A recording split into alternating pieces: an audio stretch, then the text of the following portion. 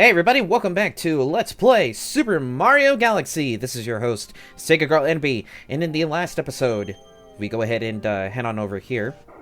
We completed a few things. So we went ahead and did the Loop-de-Loop Galaxy, and that's obviously completed as noted by the little crown in the upper left-hand corner. We also finished off a Minish from... I guess I have Zelda on my mind. The Honeyhive Galaxy. So we also have another new galaxy that we can explore too, so I think we're going to go ahead and do that one. There's a few things that I actually want to do in this video before we finish up with Honeyhive's last mission. So if I remember correctly, this one is called, yeah, the Flip Switch Galaxy. I do remember that much at the very least. Painting the planet yellow. So the general key idea behind this galaxy, and this is actually one of the first that immediately sticks to my mind, like, when I think about Mario Galaxy, is this particular mission. But this is where they play around with gravity a lot again. So, big thing, obviously, is that you're going to want to get all of the blue switches to turn yellow. Now, thankfully, if you jump on it while you already pressed onto it, it's still going to stay yellow, but it might not always be that way, so kind of want to... Yep, there we go. Yeah, just be careful with this thing. Yeah, because notice that even though we jumped on the square, the indentation still kind of stays there. So basically what that... Oh, jeez! Wow, that was way too close for comfort. Yeah, but notice that I'm going to have to step off of that thing again and then go back to it. So give me 1 second over here. And that's pretty much all there is to it. It's a very easy mission. I also do like the whole 8-bit aesthetic in the background, showing, I'm assuming, what is World 1-1 from Super Mario Bros. 1, but I'm not 100% sure about that. But yeah, anytime that you step on the switch and there's like a little indentation inside of the switch, no matter how many times you jump on it, it'll always stay at that color. So it's not like a pressure sensitive kind of a thing. So at the very least, you know, that's one thing. And what is this? We have 8 stars already. We have discovered an enemy base in the region. We can only hope they are not misusing the power of that poor grand star. So yes, I will indeed save my game. So now, if we really wanted to, we could go and do the boss of this particular thing, but I don't want to do that, actually. I will unlock it, however, so you'll see what happens when we unlock it. Bowser Jr.'s Robot Reactor. So we are not going to head there just yet. Instead, we're going to head on back over to Honeyhive Galaxy. And we're going to go ahead and do the final mission of this one, at least for the time being. So we have Big Bad Bugaboom. So I hope everybody is having a good Sunday. Currently, the day that I am recording this, it is Super Bowl Sunday. We're currently having the Kansas City Chiefs versus the Eagles. I'm assuming the Philadelphia Eagles? I don't know. I don't know very much about sports. I'm totally being honest with you viewers, and I don't really care too much to really get into sports all that much. There's a lot of stuff that apparently was happening today. At the time that I'm recording this, the game literally just ended, and apparently the Chiefs won. So, I mean, hooray for Kansas City, I guess? I don't know. I've only been there once. The whole Mandibug clan has infested our kingdom. The Mandibugs. Yep. So then I'm just going to go ahead and do the little homing move right there. Obviously, we're going to show that in action. But yeah, like, not only was today the Super Bowl, but today was also the last day for the Splatfest, and that was a crazy thing too. I haven't played Splatoon 3 in a while because, like, I have this terrible habit of, like, playing a bunch at launch and then putting, like, an ungodly amount of hours into it and then just getting completely worn out on it, like, over time, even though there's, like, a ton of stuff that's coming out right now. And that happened with me in Splatoon 2, and it sure as hell happened with me with Splatoon 1. And I think a large part of that is because of the fact that I'm not really playing online with any friends. And, you know, I did have a friend that I played Splatoon 1 with, so maybe that's why I had more of an incentive to want to play with other people. But I am no longer friends with this person, and I have no desire to be friends with this person again. And I'm pretty sure, you know... But even then, though, it's like... That's one of my biggest issues with anything that's, like, multiplayer focused, is the fact that it's like... Nintendo expects me to have a social life and friends and things like that, and when I don't, you know, it's like I want to be able to... You know, I want to be able to experience whatever it is that everybody else is experiencing, but it's like, no, you gotta have, like, some sort of, like, social circle to make, like, certain games even remotely fun. And, you know, that's kind of a shame. I wish that, like... That's one thing that I was, like, kind of grateful for with Splatoon 3, and with, like, Splatoon 2 with Octo Expansion, is that they had more in mind with single-player people, rather than just, like, only focusing on the multiplayer. Because it's like, that's the other thing, too, is that, like, a few years ago, I was, like, super, and I mean, like, super, super into Overwatch, and I can immediately tell you, I had no friends that were playing Overwatch. I could talk about it with, like, a ton of different people. I loved the characters, and I loved, you know, a lot of things about Overwatch, especially with, like, the art design and everything, the art style. But... And keyword being majorly but. Hold on a minute. There we go. Go ahead and take care of that Mandabug. Oh my god, the sound effects when he's climbing the pole. It's so cute. Hold on, I'm gonna flip on over here. There we go. Nice. Anyway, what was I saying? Yeah, about Overwatch. So, the biggest idea, or one of the biggest, like, things about that game is that because I didn't have any friends who were playing it, I was mostly either, like, stuck playing with randoms, going up against AI, or going up against other teams. And almost immediately, Overwatch's community, in terms of, like, people who are actively playing the game, was toxic as fuck. Like, I absolutely hated playing with randos on Overwatch. It absolutely just made me hate playing the game.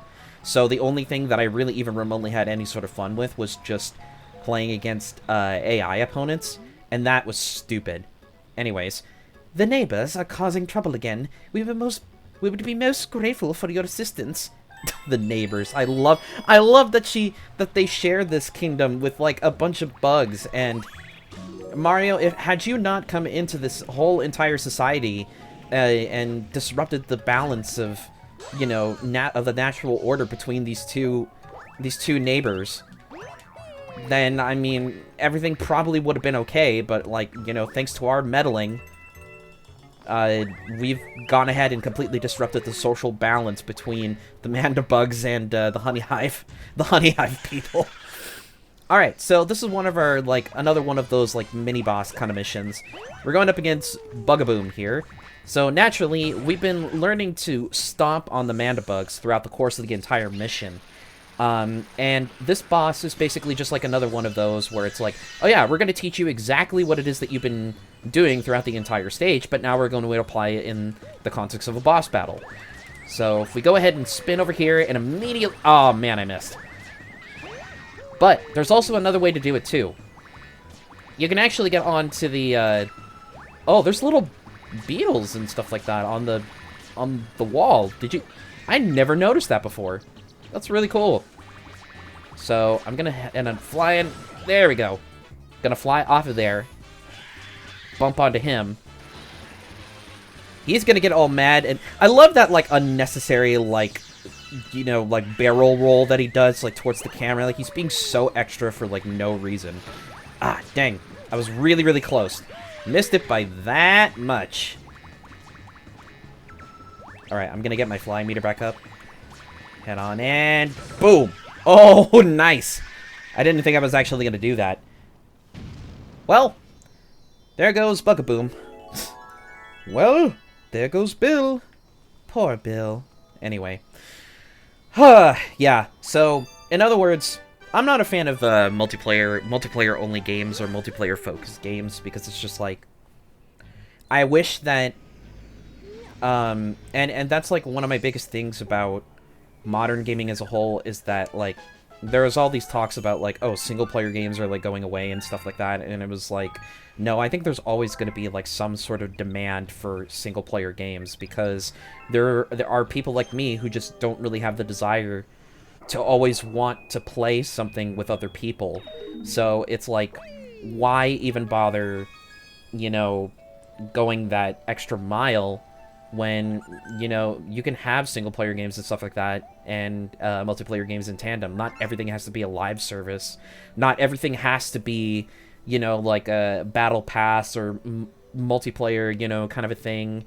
Not everything has to be Fortnite. Not everything has to be, like, this certain kind of thing. I just wish that, like, more and more companies would just, like, stop leaning into whatever is popular just for the sake of money, and, you know, like, focus on just making something that's good and that's quality and that's really, really fun, you know? I completely talked over what the Hungry Luma was saying, but they all basically say the exact same thing. If you remember from the second mission of the Good Egg Galaxy, this is basically the same concept, but now the Hungry Lumbers have a chance of appearing in the Comet Observatory. So if you feed them a certain amount of star bits, then they'll unlock certain worlds for you. And this is the first one, which is the Sweet Sweet Galaxy, Rocky Road. Yo mama so fat, her blood type's Rocky Road. Okay, wow, I have not watched that movie in forever. That was a reference to the Nutty Professor, in case anybody was wondering. The one with Eddie Murphy, not the one with what's his face, with Jerry Lewis, I think. Anytime I think of Jerry Lewis, like, I don't even think of, like, Jerry Lewis himself. I just think of the caricature that they did of him on Animaniacs, Mr. Director.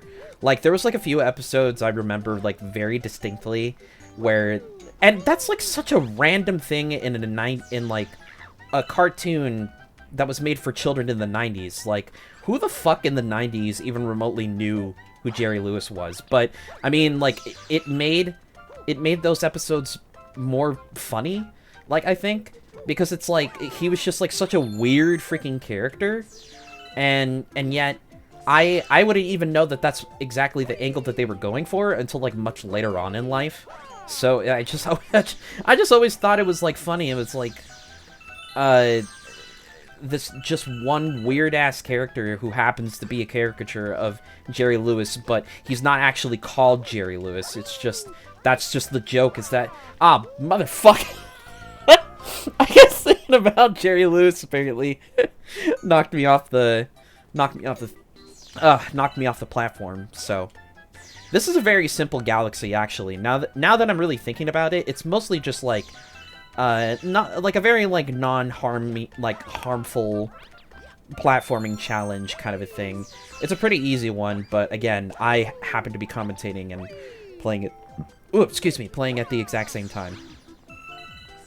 My god, I ate like a fat fuck today. Because it's like, they may as well just make like Super Bowl Sunday like a national holiday at this point, because it's like, that, to me, like today was like a day where I just wanted to just like get food from my favorite places. So like I told myself I wanted to get McDonald's breakfast, and I got myself McDonald's breakfast this morning. And then I always have like this tradition with Super Bowl Sunday where it's like, I want to get a stuffed crust pizza. I don't care where it's from. I don't care who makes it. I just want a stuffed crust pizza, because stuffed crust pizza is like my favorite thing ever. And pizza's my favorite food. So I'm just like, I want a stuffed crust pizza. Well, as it turns out, because of the way that our economy is currently in this day and age, in the year of 2023, that's a lot easier said than done, because straight up for just one large one-topping stuffed crust pizza from Pizza Hut is where I usually order from them. With tax and everything, and delivery and everything like that, was gonna come out to $30. And I'm like, you have to be fucking high off of your mind to want to charge $30 for a fucking pizza. And so I said no to that, and basically it ended up kind of making things like a little bit you know, kind of sour for me because it's like that's always been like a tradition of mine. But I did eventually end up getting, you know, pizza and whatnot. Hey there, Mario. Our buddies in the garage want to tell you something. So, sorry, that was a personal rant. I know, first world problems, so not being able to get my stuffed crust pizza. But this is the introduction of the male toad. So the male toad, like every now and again, as you start to accumulate more and more power stars, you'll actually come across more toads that are going to be hanging out in the observatory with you. So the male toad eventually, like, over the course of the game, he'll actually start just, like, giving you free 1-ups, like, when you receive letters, like, either from Princess Peach or for, like, something else. But he'll always be there with, like, a free 5-up every single time that you quit the game and then you start over again. So that's one way that you can actually get like, major amount of 1-ups. So I think finally to end off this video, at least for now anyway, we're finally going to tackle, the boss of the terrace, yeah, whichever dome this is, but let's just go ahead and head off for now, because I finally got everything else I needed to out of the way, so we can go ahead and make some progress here. Bowser Jr.'s Robot Reactor, it's Megaleg's moon. Okay, see, this was the stage that they showed all those years ago, back in at E3 2006, that made me want to get this game. This was the thing that I showed my mom when they had, like, gameplay footage on YouTube and things like that. It was of Megaleg's moon. And the idea of walking all around a planet and also facing, like, this giant mech of a boss, I thought was just the coolest thing ever. And I had never seen Mario do something like that before. So I thought it was just like, oh my god, this game is going to be amazing. And lo and behold, it actually ended up being amazing. Oh, good old Bowser Jr. So this is the first time he's making his appearance in this game. Alright, what do you got to say, little guy? Wahaha, you made it! But I won't even need my dad's help to take care of you. Go at him, Megaleg, stomp him with the power of your Grand Star. So I have a funny story about Bowser Jr. there.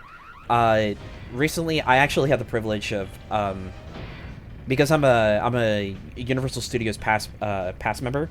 Me and my family, we actually got to go to a pass holder preview for Super Nintendo World before it opens publicly to everybody in just a few days. And Mom had never seen Bowser Jr. before. So the minute that we went into, like, this little interactive area place, that was basically like you play, like, this cool game against Bowser Jr. Like, you're trying to get, like, this golden mushroom and everything like that. But Mom had never seen Bowser Jr. before, and so when she saw him for the first time. She thought he was the cutest thing in the world and immediately fell in love with him. And that doesn't surprise me in the slightest, because the same thing happened with my mom and Grogu from The Mandalorian. So, I guess if you babify a character and make it look cute, then my mom will immediately love you. So that's one way that you can do it. Then again, my mom doesn't know a whole lot about video games or anything like that. Like, she's aware of them, obviously, because, you know, because of me. Obviously, you know, being the video game obsessive daughter that I was growing up, like, my whole life. So she was always aware of these different things, but, like, she didn't know. So it's like, now that we have my older sister and my nephew living here, my nephew is absolutely obsessed with Pokemon. So it's like my mom's finally starting to, you know, learn things about Pokemon. So, like, she knows certain ones that my nephew likes and things like that, and she has her own little favorites and things like that too. And me being the nerd at heart, it just kind of, like, warms my heart a little bit to see things like that happen. It's really cute, okay?